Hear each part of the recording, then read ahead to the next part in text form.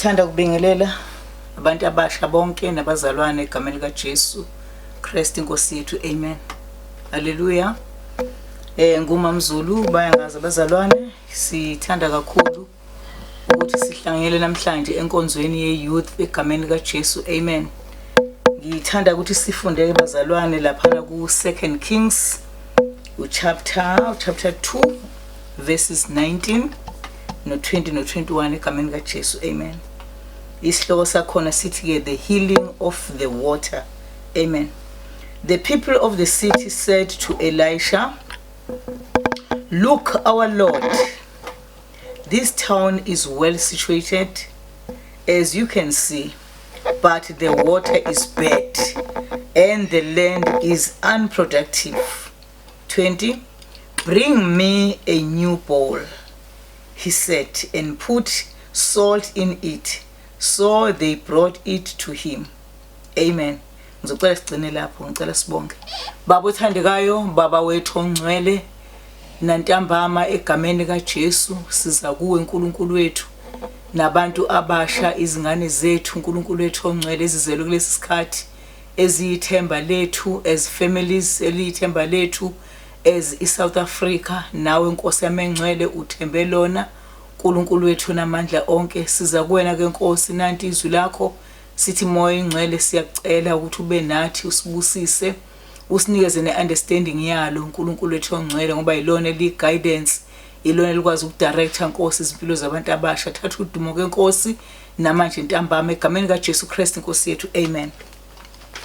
Bazalwane, liyangibusisa kakhulu bafana bami nani mantombazane ami, liyangibusisa kakhulu lelizwi lenkosi elikhuluma ngokuthi kena ahambe amanzi, ngelinye ilanga amanzi agula afana nomuntu. Amen.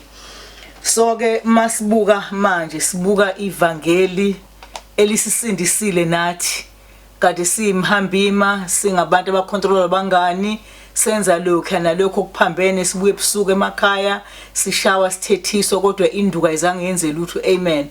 Kwaze kwafika ivangeli okuyilona elikwazi ukuqondisa impilo yethu. Amen.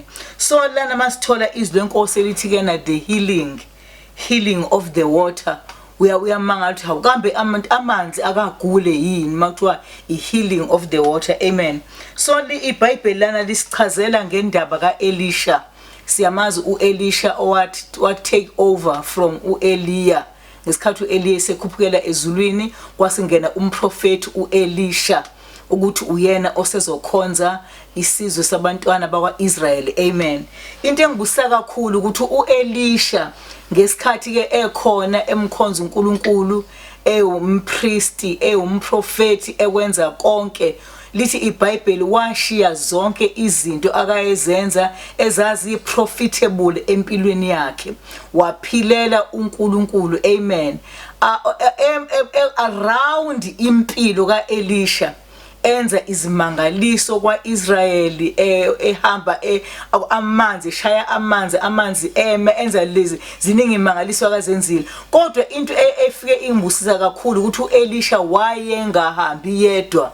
uElisha was surrounded by boys, abafana babela ko 50 or more isibalo, abafana ababehamba around ulo Elisha. Yonke into akayenzayo babe neinfluence, babe nakho ukunaka ukuthi kena step by step yini uElisha akayenzayo. Amen. Lokho ungakuthola mawuqala emuva lapha ku chapter 2 eqaleni, uthola ukuthi kena kambe labafana laba yini ababeyilandele kangaka empilweni kaElisha.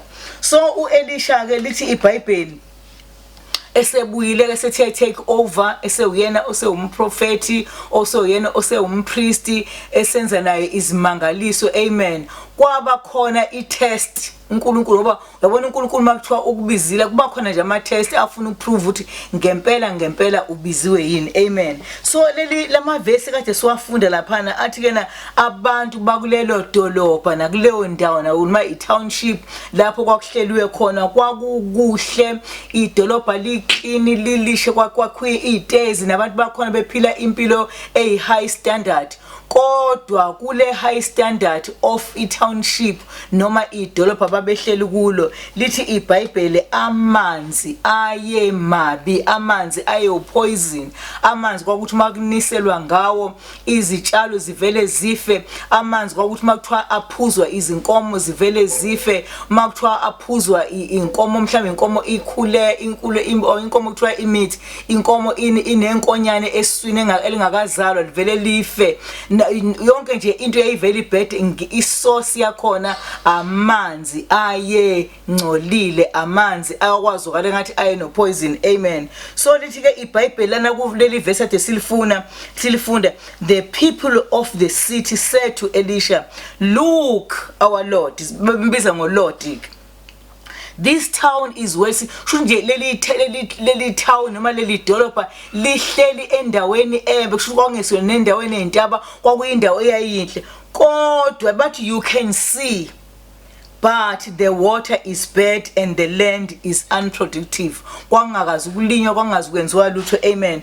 Ngibuka ke bantu abasha, ngibuka esikhathini esiphila kuso, ngoba yonke into ungayithatha uthi wena into yakudala yenza ngalezi yakhathi, kodwa iBhayibheli lihambe nazo zonke isikhathi, li refresheke lizo kwazi ukuthicha thina nokuzoguide thina esiphila manje ekhathini zo lockdown, ekhathini zo 2020. Amen. So la kulesi sikhathi esiphila kuso sibuka ke thina njengoba thina sibuthiwe sazofakwa enkonzweni, sibuthwe ngevangeli. Amen.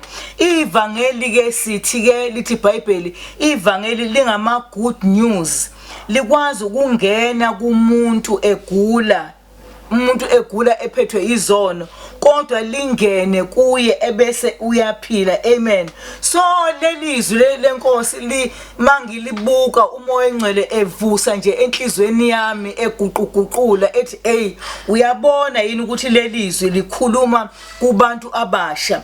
Uma lithi iBhayibheli lapha no verse 20, bring a new bowl, he said, and put a salt in it. So they brought it to him.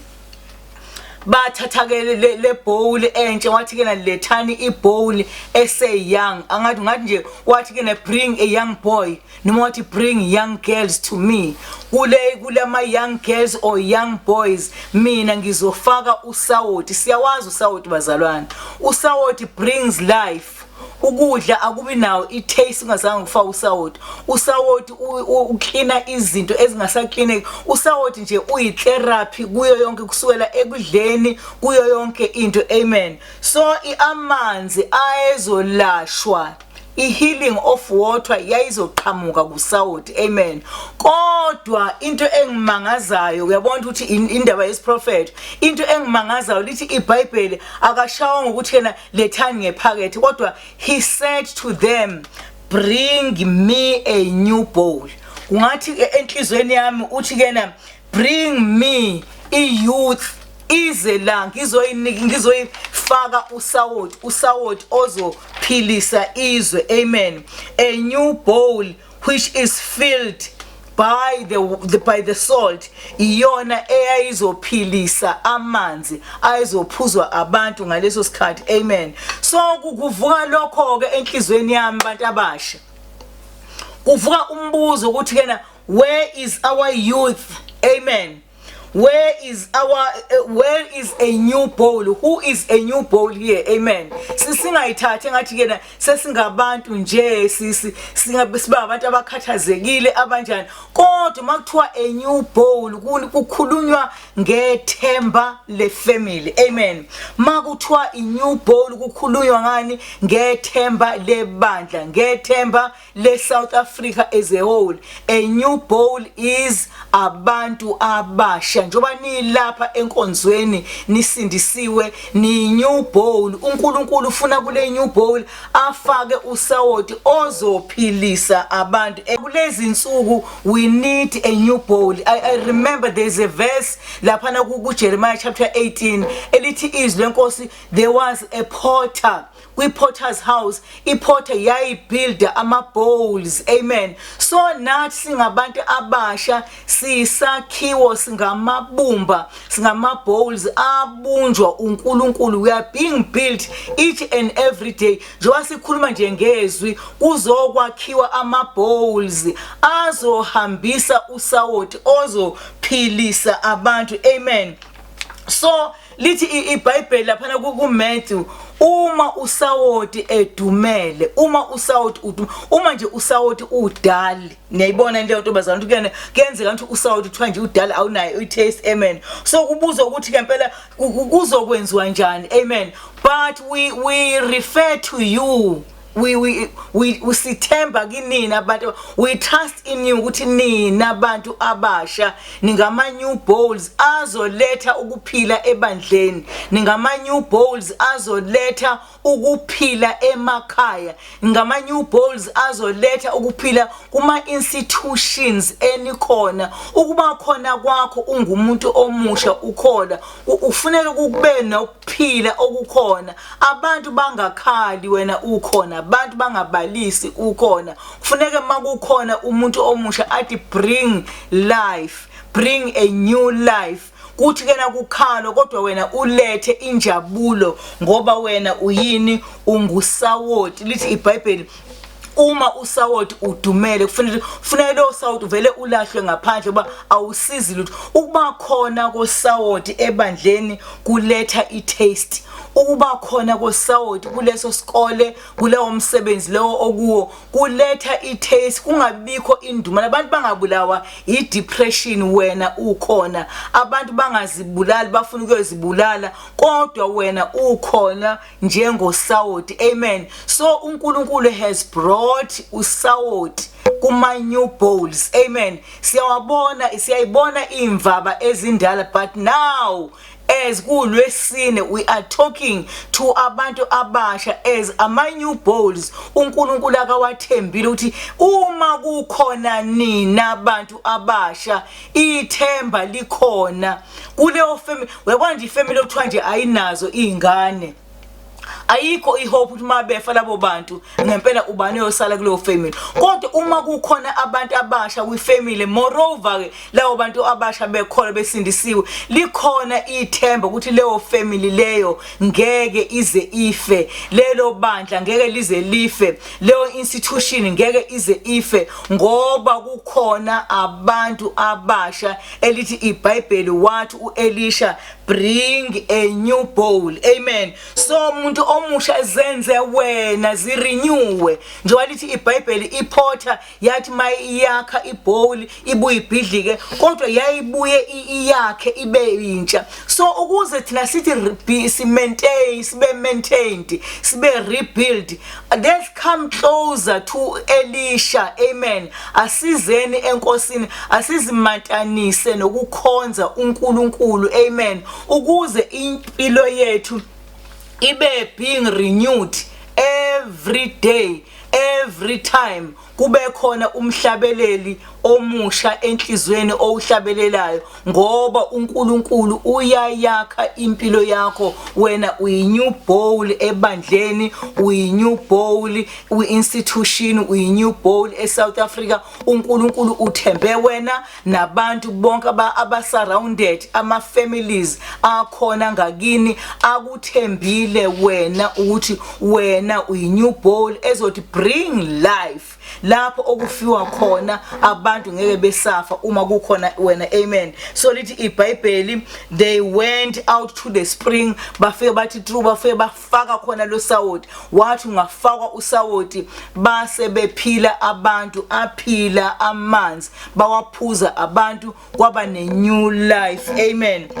So bantu abasha, nami nje I'm calling, ngiya invite ukuthi yena please come over, wozani nizoba imvaba ezakhiwa uNkulunkulu ukuze uNkulunkulu afake usawoti ozophilisa abantu, amen. Khona umhlabeleli othi kena othi kena let's come and adore him. Amen. Ngicela simhlabelele kancane bese siyathandaza sibonge uNkulunkulu ukuthi kena nawe ukhona ulalele noma ngabe kuthiwa ubususawoti odumele kodwa uNkulunkulu namhlanje ngale message he's going to renew you ube musha ube usawoti ozophilisa. Amen. Oh come let us ngicela sikuleni kanye bazalwane. Oh come let us adore him. Oh come let us adore him.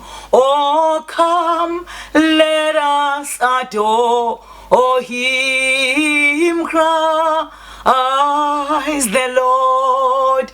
Abantu abasha abamanga new bowls ibona abazokwazi ukuhlabelela iculo elizokwazi ukuthi kena lihilishe abantu abastressed, lihilishe abantu asebe decide otherwise kodwa ngokuhlabelela komuntu omusha expressa amazwi ano sawoti enhlizweni yakhe.